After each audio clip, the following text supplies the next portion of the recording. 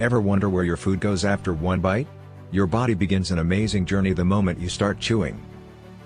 Your teeth break food into tiny pieces while saliva starts digesting carbohydrates, making the next steps much easier for your body.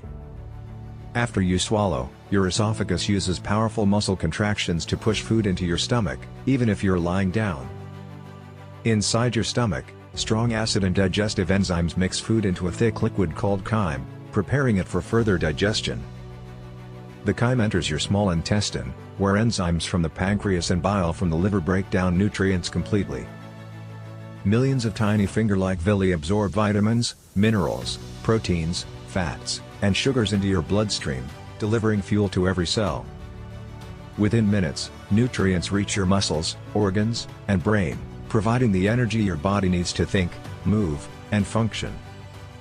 The leftover fiber travels into your large intestine, where helpful gut bacteria feed on it and support healthy digestion. Chewing your food well, drinking enough water, and eating fiber-rich foods can help your digestive system work more efficiently every day. Every single bite starts an incredible process that keeps you alive. Like, subscribe, comment your questions, and share this video with friends.